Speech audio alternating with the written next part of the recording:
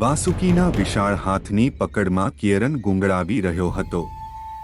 રખાતંતનો અવાજ તેના મનમાં ગુંજ્યો.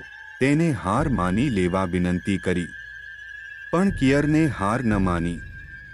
તેણે પોતાની અંદર ગરુડના પીછાની શક્તિને પ્રજ્વલિત કરીને હવામાં સંગ્રહિત બધી ઊર્જા એકઠી કરી. અચાનક વિસ્ફોટ સાથે કિરણ વાસુકીને પાછળ ધકેલીને સૌર ઊર્જાનું મોજું છોડે છે. આ ઊર્જા એટલી તીવ્ર હતી કે આખા શહેરમાં એક કંપન ગુંજી ઉઠ્યું.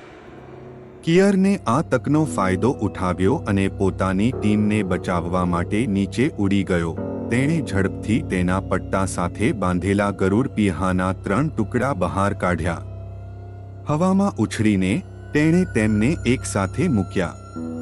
ચારે બાજુ એક અદ્ભુત ચમક ફેલાઈ ગઈ અને ટુકડાઓ એકબીજા સાથે જોડાઈ ગયા અને ગરુડની પાંખનું સંપૂર્ણ રૂપ ધારણ કર્યું. પાંખ પૂરી થતાં જ આકાશમાં એક ભયંકર ગર્જના પડવા લાગી.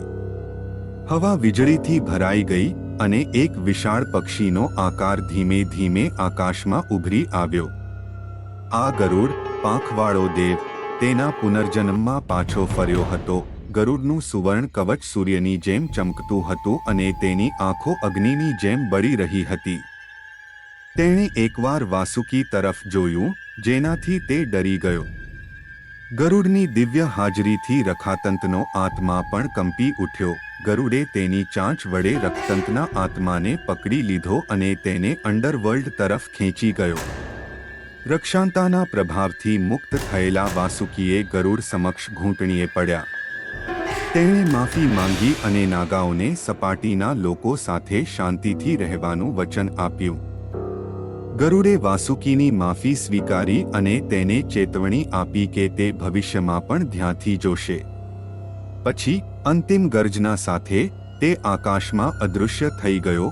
ગરુડની પાંખોનું આખું સ્વરૂપ ધીમે ધીમે તેની ચમક ગુમાવી દીધું અને પછી કિરણના હાથમાં પાછું આવી ગયું. કિરણ નબળો હતો પણ અભિમાનથી ભરેલો હતો. તેણે તેના ગુરુ અને ટીમના સભ્યોને બચાવ્યા હતા, નાગાઓને શાંત કર્યા હતા અને સૌથી અગત્યનું, તેણે ફરીથી ગરુડને જન્મ આપ્યો હતો. સૂર્યપુર અને નાગાઓ વચ્ચે એક નવો યુગ શરૂ થયો.